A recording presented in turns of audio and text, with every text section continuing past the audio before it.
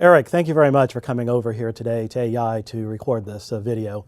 You and I have put a lot of work in over the last couple of years on our corporate tax reform project, so I think it's really great that we have an opportunity to try to explain this to a general audience. We know the corporate income tax is seriously flawed and that some of the reforms out there that have been put forward are really not up to the job of fixing the fundamental problems. And so I'm really happy that you and I were able to put together a plan that's a little bit more fundamental and maybe gets at some of those basic flaws. Now, this is a complicated topic, so we're going to be trying to do this in a series of stages here today, exploring different aspects of the topic as we go along. We're first going to start with a simple description of how the corporate income tax works today, and then lay out what we see as being its most basic flaws. Then we'll look at some of the other proposals that have been put forward to try to reform the system, and show that while some of them have some merit, they really aren't enough to fix the underlying problems that we've identified. So then we'll turn to the proposal that you and I worked so hard on, set forth some of its provisions, and then describe why we think it does fix those flaws and the economic benefits that it will bring to the United States. And then try to say a few words about what the prospects might be for Congress and the President to actually do something, both in the short run and in the long run. So I guess we should start by just explaining how the corporate income tax works today. Okay, thank you, Alan. It's been a great pleasure for me to work on this project. I've learned a lot. And I think it's very important that the public understand what the problems are. It's one of the biggest issues in our tax system now, and one of the least well understood. So we'll give it a go. So I'll first start by talking about what the corporate tax is. Corporate income tax is the third largest revenue source in our federal tax system. It raises a little over 10% of federal revenues, about 2% of gross domestic product. And it is a tax on the profits of corporations, as you could imagine. Profits are just simply, you get your revenues from all your sales and you deduct your costs. And the difference is your profit. Now the costs include things like wages you pay to your employees, purchases from other firms, interest that you pay to your creditors, and the cost of your equipment, which you get to write off over time. You will discuss that a little further, but you get to deduct over time the cost of the equipment and buildings you buy as they wear out. The one thing that is not deductible from your revenues is the payments you make to your shareholders, to your owners, the dividends you pay to your shareholders. That the shareholders pay tax. And for all these other sources of income, the wages you pay for the workers, the tax is paid by the workers under the individual income tax. Your creditors pay tax on their interest under the individual income tax. And your shareholders pay tax on their dividends under the individual income tax. So what you have is what's called the double taxation of corporate dividends. The revenue is taxed first at the corporate level, and then it's taxed again when it's paid out to shareholders as dividends. And the capital gains are double taxed too, really. That's correct. Although they get to be deferred until the gains are realized, something we will talk about a little bit later. Yeah. So this is the basic structure of the corporate tax. The top rate on corporate income is a graduated rate. The top rate is 35%. Most corporate income comes from large corporations, and most of it is paid at the top rate of a federal rate of 35%.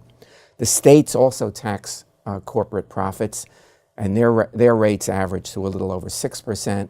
So when you take into account the interaction of the two, the average rate is about 39% on corporate profits. However, corporations don't actually pay 39% on their profits because of certain tax preferences. And Alan, your turn to talk about that. Sure, yeah. So the corporate income tax does have a lot of provisions in there that offer companies way to reduce their taxes. For example, there's special credits for different types of activities, such as research and development expenditures that the company may make, and preferences for certain types of energy. Also, Eric, you mentioned the depreciation that can be claimed on equipment and structures and other things the business uses, how you write those off over time as they wear out. But in fact, the preference in the tax code is that you can write a lot of those off faster than they actually wear out. And so that accelerated depreciation is another tax preference that allows companies to reduce their tax liabilities. Now, those preferences are all available to corporations that pay the corporate income tax, but they're also actually available to other businesses that don't pay the corporate income tax, the pass-through businesses. So maybe you could talk And maybe a bit I about should the pass-throughs. interject a little bit about the pass-through businesses, Yeah, because that's good. most businesses in the United States are not, over 90%, are not organized as taxable corporations. They're taxed as so-called pass-throughs, which means instead of the profits being taxed to the business, the profits are allocated to the shareholders, the owners, the partners in proportion to their ownership, and they pay individual income tax on that income. Pass-throughs account for about 40% of revenues of U.S. businesses and about 60% of net profits. So pass-throughs are very important, and they've become increasingly important. Now, what are pass-throughs? People own their own businesses. They pay tax as an individual. People form partnerships with other people. And there are what are called subchapter S corporations under a certain subchapter S of the Internal Revenue Code. And these corporations are allowed to be taxed, if they meet certain tests, are allowed to be taxed as pass-throughs as well. So they do not pay the corporate income tax. Now, when you look at the treatment of pass-throughs, the benefit they have is they do not have to pay two levels of tax. The payment of distribution of profits has no tax consequences. All the profits are taxed once, whether they're distributed or retained in the business. So that's, I think, an overview of how the corporate income tax and the taxation of pass-through businesses works. There is and I did want to add one thing there also, that the advantage of being a corporation used to be that you had limited liability. That is, the owners of the corporation were not liable for anything beyond their investment in the corporation. And that was not true for pass-throughs.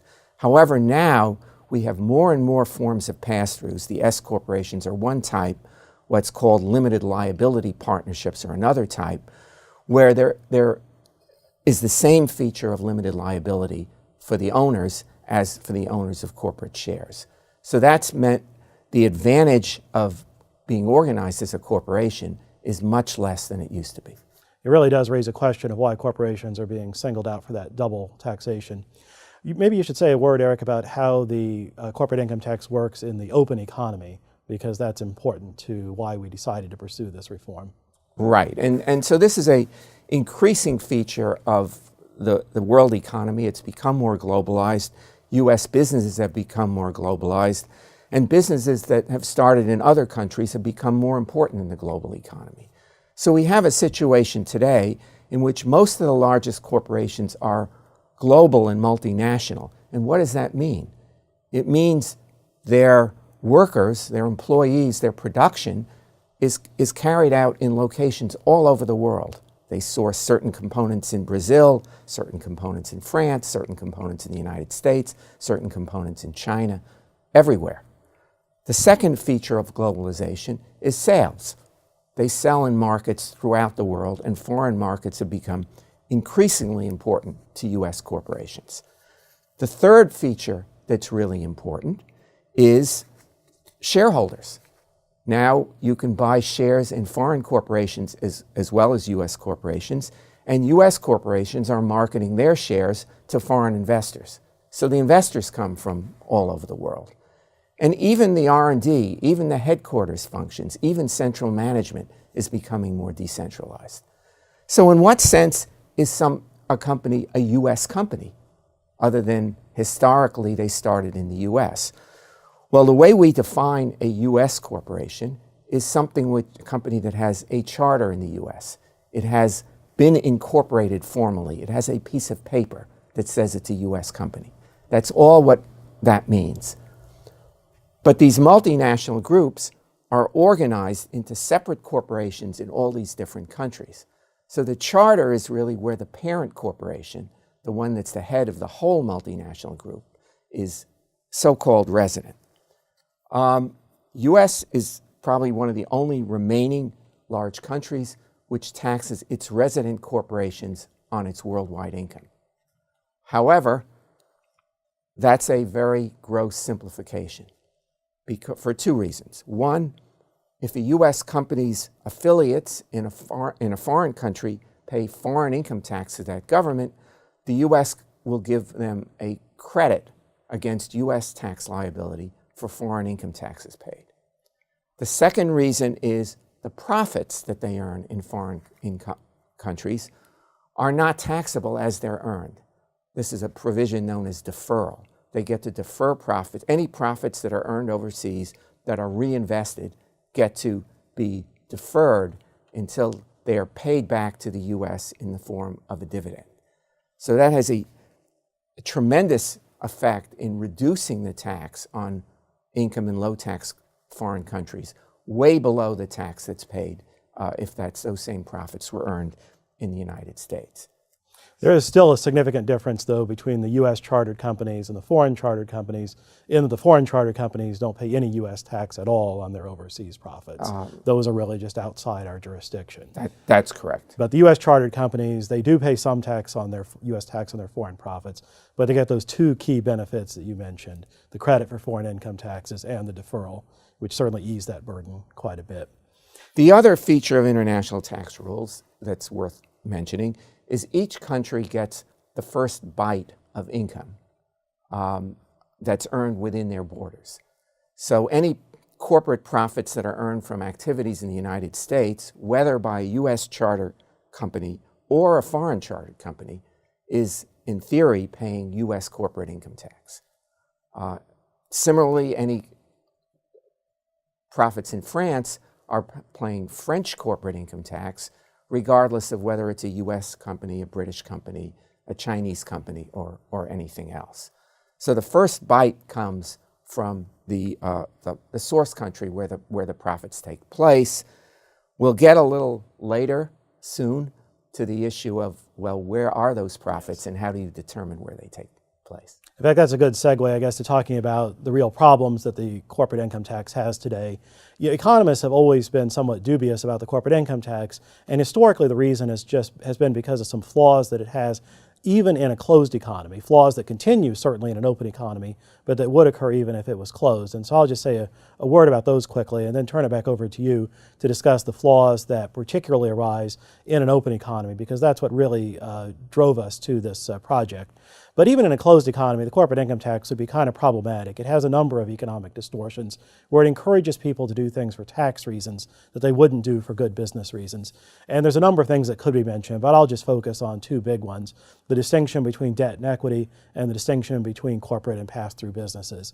As you already explained, Eric, the corporations are allowed to deduct the interest payments they make to their bondholders, and then the bondholders pay tax. There's only one level of tax when the corporation uses debt.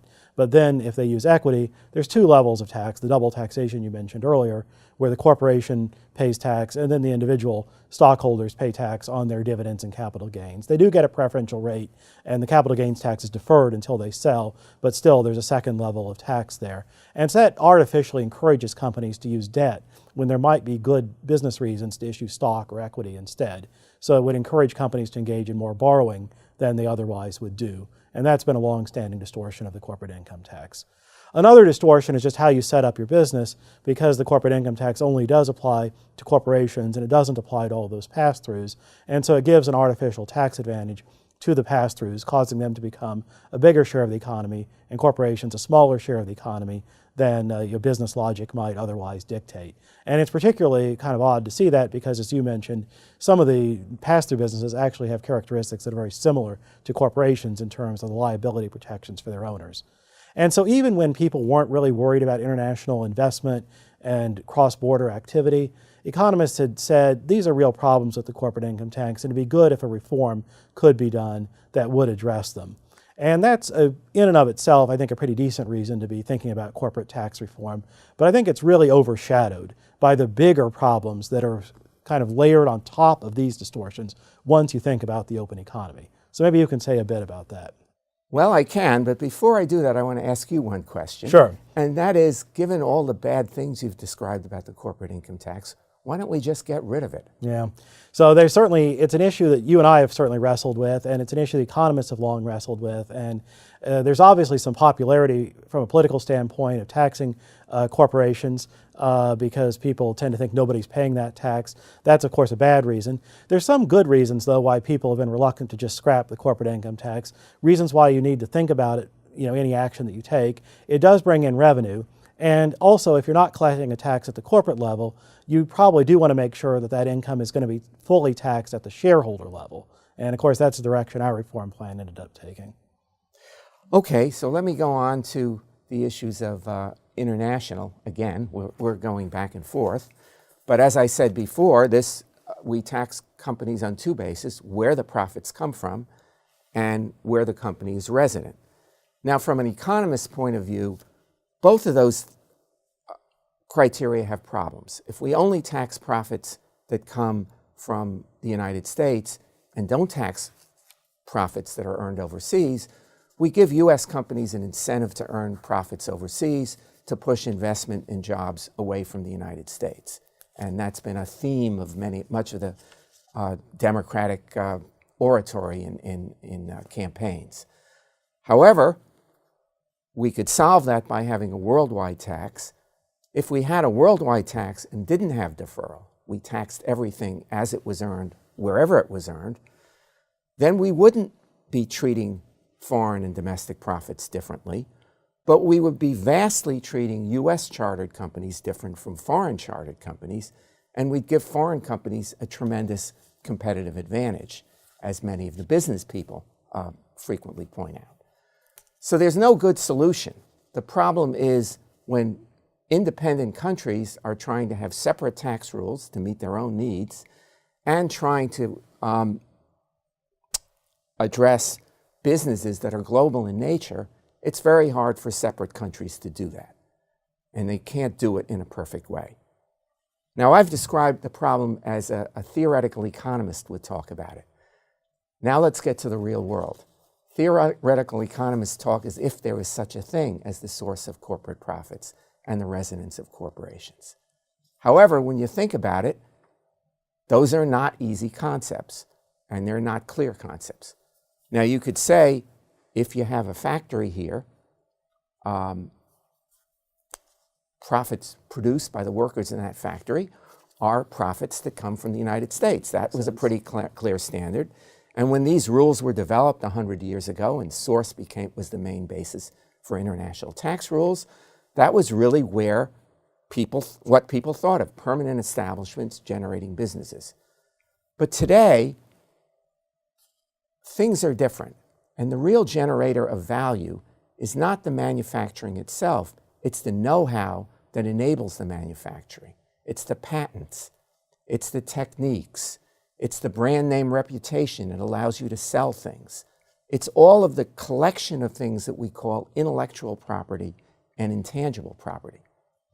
Well, Apple has developed the skills and the techniques to produce an iPad.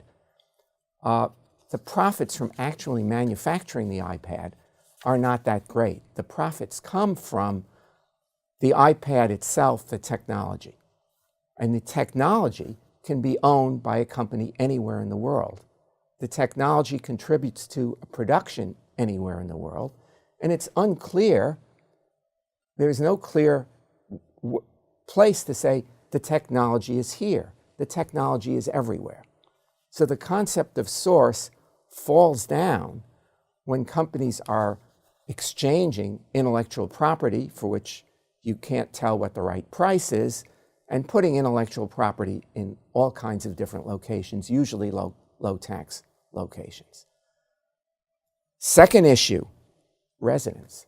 As I said before, as we've discussed in our paper, residence is not really connected to anything real about the company's activity, not to its sales, not to its production, not to where its shareholders are. So what is residence? It's where they have a piece of paper. So if you try to tax residence, and granted there are a lot of frictions in our system, companies can't change residence easily all the time, but if there's an incentive to put your residence somewhere else for tax reasons, you can be sure that smart people will figure out how to do it. We've So we certainly have seen it happen, yeah. And we've certainly seen it happen, just as we've seen the location of profits move. So we have a system that's really based on sand. And this is the reason why we're seeing an erosion of the corporate tax base, not only in the United States, but throughout the world. So where our view is, we have this erosion of the corporate tax base. At the same time, we have high rates that discourage certain kinds of businesses, particularly domestic businesses and businesses that don't have that much intellectual capital, and cause residents of companies to move outside of the United States. So none of this is good.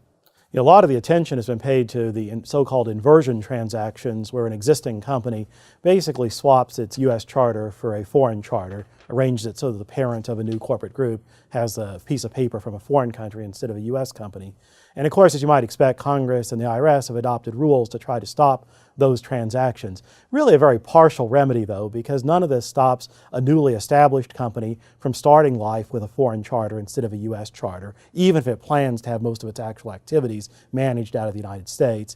And certainly none of this stops the fact of business opportunities flowing away from the heavily taxed U.S. chartered companies and going to the foreign chartered companies, even if none of the individual companies can change their charters. And none of it stops a U.S. chartered company from being acquired by a large foreign chartered company, which has some of the same benefits as an inversion, but doesn't get subjected to the restrictions that we've tried to put on inversions. So we really see a lot of steps being taken.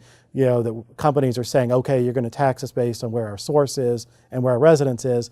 Let's do everything we can to change the source and change the residence based on how easy it is to manipulate those things.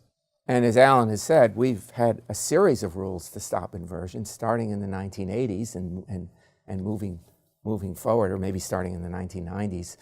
And each time we adopt a rule, we think we've solved the problem, and then new transactions pop up that are within the rules. So it really is. I think we've concluded it's really a losing battle if you're trying to just tinker with those rules. That's why we decided to do something more fundamental. We should talk, I guess, just briefly about the other reforms that are out there, which I think we've already covered a lot. And there's some proposals that even don't really look at the open economy issues at all, or even really at most of the closed economy distortions that I've mentioned. Instead, they just try to slow down the depreciation allowances and take away some of the special credits. That means that the companies would have more income to be taxed on, and then you could lower the rate. So instead of it being 35%, you could take that down by several percentage points. Now that could be a good idea, but it actually might not be either. It depends on the details of how you do it. The hope would be that by changing the rules that way, you'd make the playing field more level, that you no longer would have certain kinds of investments and certain kinds of industries tax preferred over others. And if so, that could make things more efficient.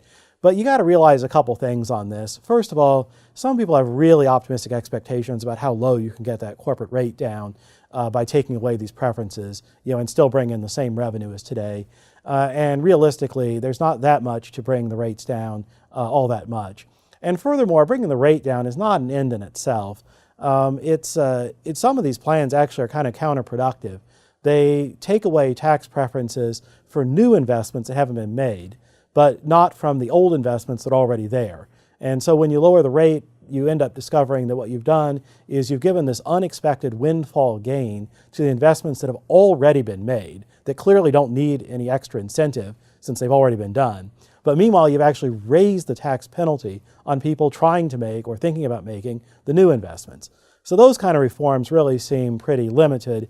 Even if they're done in a way that works well, they're only going to produce a modest gain and leave all these basic problems unchanged. Then the other set of reforms, of course, try to tinker with the source and the residence. And I guess you've already mentioned those, Eric. I mean, some of them say, let's tax U.S. chartered companies more heavily on their overseas profits, so they won't have as much of an incentive to take investments abroad. But then, as you said, that just aggravates the problem of the disincentive of being a U.S. chartered company. And then other people say, well, let's go the other direction then. Let's lower or eliminate the taxes on the U.S. chartered companies' overseas profits. So then there's no penalty on being a U.S. chartered company, and companies won't have an incentive to get rid of their U.S. charters. But then, of course, they've got an even bigger incentive if you are U.S. chartered to do your investments abroad. And so by any time they try to ease one problem, they make the other worse. And of course, they're relying still on those two concepts that we just can't really define very well. Where are the profits being earned, and where does this company supposedly live? So I guess I would add a little to that, because there are some international reform proposals out there today, which I think are constructive. True. And my only criticism is not a criticism of them, because I'm in favor of everything that's constructive, but that they really don't solve the fundamental Don't go problem. far enough, yeah. So let me just talk a little bit about what those Sure. are and what's driven the impetus for some of these proposals. And that is because U.S. companies can shift profits to low-tax countries, to tax havens, and they've been doing it more, and because foreign countries have been lowering their tax rates, even in the so-called high-tax foreign countries. Their rates are now below the U.S. rate, and they've been falling over the last 2 decades. We have a situation where U.S. companies are accumulating large profits overseas, which have not paid any foreign income tax or paid very little foreign income tax. So before, if the profits had paid foreign income tax, they could bring them back and get a foreign tax credit that would offset much of the U.S. income tax. But now the foreign tax credits are not going to be enough. And so companies are stuck in this situation where their profits are locked out overseas. They've accrued over $2 trillion of assets U.S. companies have in overseas subsidiaries. Now, they're actually not really physically overseas. They might be in U.S. banks. Yes. But they are overseas in the sense that what they can't do is use those profits for investments in the U.S. or use it to pay dividends to U.S. shareholders without incurring a 35% tax when they bring the profits back. So companies this is a situation which has caused a lot of disquiet. And so what some of the reformers would say, hey, if we're going to have a preference for foreign income, which we now have through deferral, let's do it in a different way. Let's not tax the money when it's repatriated. Let's eliminate this repatriation tax and replace it with 2 things. The first thing is we're going to say, there's all this money that companies have already accrued under the old rules and they expect it to pay some tax. So we'll impose some low-rate tax on the money that they've had overseas, just a one-time tax on those accrued profits. We'd let them pay it out over 10 years, or 8 years or 10 years, so there's not too much of a sticker shock. The second thing is going forward, we would actually take some of their profits from intangible assets and subject to current U.S. taxation, it's been called a minimum tax, at some low rate. So they would continue to have their foreign income preferentially taxed, but we wouldn't discourage them from bringing money back. We would impose this tax at a low rate whether they bring the money back or not. I think that's a constructive reform. But I think both of us would say this doesn't solve the basic problem. It doesn't prevent the incentive to book profits. There'll still be an incentive to have profits overseas because the overseas rate is lower than the U.S. rate. There will still be an incentive for U.S. companies to invert because there is a positive overseas rate, which will be greater than what other countries are imposing. So while we like these reforms, it's a better way of making the existing system work. It is not the solution, and we need to look at something more fundamental. Yeah, we decided that what we had to do was really move away from taxing this money based on where it's earned or where the corporation lives and de-emphasize that element and instead beef up the idea of taxing the income based on where the shareholders live, because that's something we can pretty readily observe, and it's something that's not likely to change very much when taxes are changed. A few stockholders, in theory, could leave the United States if we tax their dividends and capital gains more heavily. Realistically, there's not going to be nearly the response as you get when you try to tax these corporate profits that can so easily be manipulated elsewhere, or try to tax corporate charters that can be changed. So we should launch into a description of what our plan really involves. And Eric, do you want to describe basically how we shift away from corporate taxation to a significant extent and increase the taxation of shareholders? Okay, so no tax reform is simple, and we'll get into the complexities a little bit down the road. But I think to start off, the basic idea of our plan is very simple. And that is, as Alan said, to shift the taxation from the corporate level, where it's subject to all these problems of definition of source and residence, to the individual level. Now, for various reasons, we're not getting rid of the corporate income tax entirely, but our proposal would lower the corporate income tax rate to 15%, which is a major cut from today's 35% rate. And at that rate would greatly reduce most of the incentives for shifting residence and source that we've talked about before. How would we balance that? Well, basically, by taxing shareholders on their capital gains and dividends at ordinary income rates. So instead of today, when you have a top rate of 39.6% on ordinary income, the current rate is 20% or 23.8%, and we would eliminate those preferential rates and tax capital gains and dividends at full ordinary income rates. Now, what's the problem with that? The problem is, with capital gains, if you tax them at that rate, people would stop realizing capital gains. There's a lot of evidence that realizations would fall. We wouldn't raise revenue, and we'd lock people into their existing investments. Yeah, they would know that if they don't pay that tax until they sell, and so they'd have a big incentive to put off selling, particularly maybe even to the end of their lives, because the tax is basically forgiven if they don't sell before they die. So we have a solution for that. We do. Alan, we do, and it's a that. controversial solution, but I think it makes sense when people really think through it. And our idea is, let's move away from this idea of waiting until you sell in order to impose this tax. Let's do an accrual tax, or what some people call a mark-to-market tax. And again, the basic idea is pretty simple. Every year, if the stock price goes up and you've become wealthier because your stock is more valuable, we would say there's a gain there even if you haven't sold. And so we would go ahead and impose tax at the ordinary income rates on that gain. Now, if the stock price went down, we would say, okay, you've lost value, you have a loss, and you should go ahead and be able to deduct that. And you shouldn't have to sell your stock in order to claim that loss deduction. So now there's no longer any incentive to delay selling, because you're going to pay your tax or get your loss deduction regardless of whether you sell or whether you hold on to the stock. So it's a radical change from what we do today, but it does mean that you don't have the lock-in effect. It also means that you can't avoid or delay tax by putting the money into the corporation and letting it earn interest there, where it's only going to be taxed at 15%, because any money that's in the corporation that's gaining value, it's going to show up in your share price, and we'll go ahead and tax that. And the big advantage is that the tax is no longer, the shareholder tax doesn't depend on where the corporation is chartered or where it earned its profits or where it booked them. We're going to impose tax on American shareholders of publicly traded companies, no matter where those companies are at that they own stock in. And on the other hand, the shareholder tax won't apply to foreign shareholders. And so we're really looking at whether you're an American or whether you're a foreigner as a shareholder. We're not looking at those things that can so easily be manipulated and abused. Now, one other thing, we do want to tax people at their rates, but we don't want to tax them more. We want to eliminate the double tax on corporate income.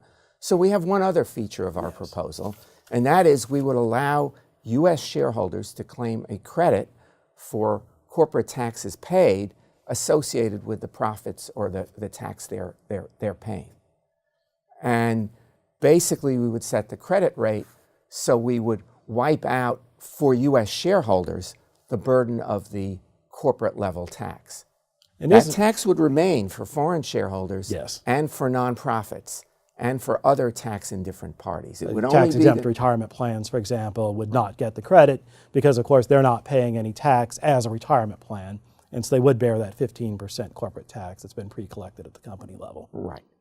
So I think that is those are the basic building blocks of our plan. Now, naturally, when you think about some of the changes we're making there's some problems and questions that arise. So, for example, people say, and they're right, the stock market is really volatile. So if we're going to tax you every year, your stock prices go up. Some years you might have a really big tax bill, even though you haven't sold the stock and received any cash. And who knows whether maybe the very next year it's going to go back down in value again. And of course, we'll give you a full deduction then, but it seems kind of awkward to be imposing the large tax one year and giving the large loss deduction the next year. Could especially be awkward for small shareholders. And so we're very sensitive to that. That's a legitimate concern. And the plan actually addresses those concerns. We're going to have the gains and losses averaged over a significant number of years so that way there's not going to be as big a swings in the tax liability as you might expect. Also, we're going to remove small shareholders from capital gains and dividend taxation entirely. So we'll have the first $500 for singles or $1,000 for couples each year of dividends and accrued capital gains exempt. And so for the really small shareholders, they're just not going to be dealing with any of this in any way, shape, or form. And so I think that goes a long way towards resolving those concerns. Now, one other concern that's been brought up a lot is that we do have a very different treatment in our plan for businesses that are publicly traded, where we're going to put them on the 15% tax and then have this accrual taxation, versus the non-publicly traded businesses, which are still going to be pass-throughs. And so some people have said, well, isn't there a problem with a big penalty on a company that's currently private, but that's expanding, it's thinking of going public, is going to get kicked into this regime where its owner is going to pay tax every year, even if they don't sell. So maybe you should describe, Eric, what we've done, just briefly, to try to address that concern. Okay, so the main reason we're doing this, we would like to have the same regime apply to everything, but it's just not practical when assets are not publicly traded to expect a valuation of those assets. They're not easy to sell, they're illiquid, and they're not easy to value. So for those companies that are privately owned, that are not publicly traded, we're going to tax them the way they are now as flow-throughs. So the question then becomes, what happens when, as Alan just said, a small company decides to go, a startup gets to a stage where it decides it wants to go public, which companies will do when they reach a certain size. Today, what would happen is there would trigger a tax. The owner would pay, who is retaining some shares in the company, would pay tax on the amount of shares he or she sells at the capital gains rate. So there is a tax penalty for going public today, and companies will pay that because of the wider market for their shares, the greater ability to raise capital, and the greater ability to take money out of the company that they have when they've gone public. Our plan, though, is a little different because we want to subject all of these shares of a public company, not just the shares they sell, to the accrual regime. So potentially, we could vastly increase the tax penalty for going public. We wouldn't be taxing, without special rules, just the 20% of shares that the founder sells. We would tax all the shares, both the shares he sells and the shares he retains.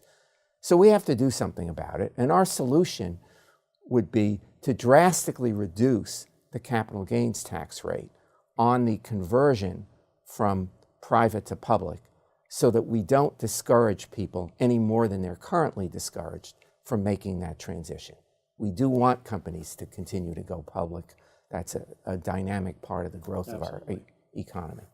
Speaking of transition, we also have rules just for the general switchover to the new system for the economy as a whole. And I don't want to go into the details on those, which are in the plan that we released on June 17th.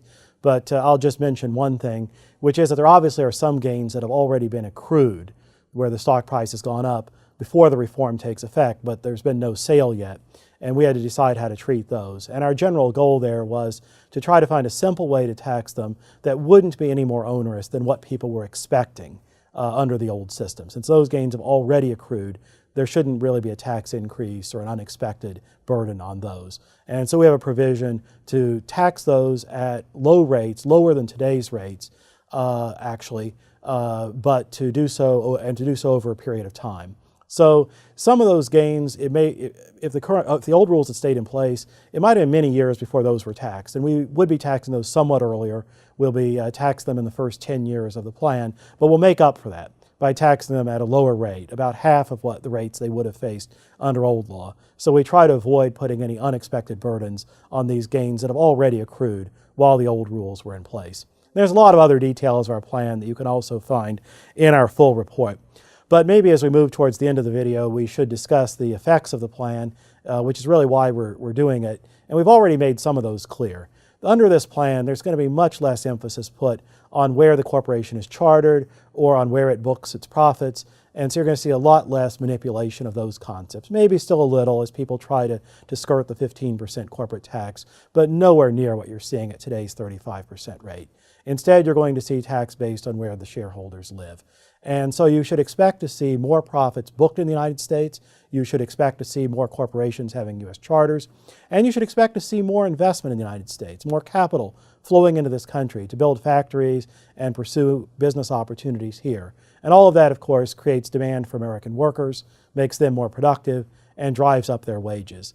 So this is really a reform that's, it also addresses those closed economy distortions, the bias in favor of debt, of borrowing instead of issuing stock, and the bias in favor of pass-throughs instead of corporations will be smaller than they are under today's system.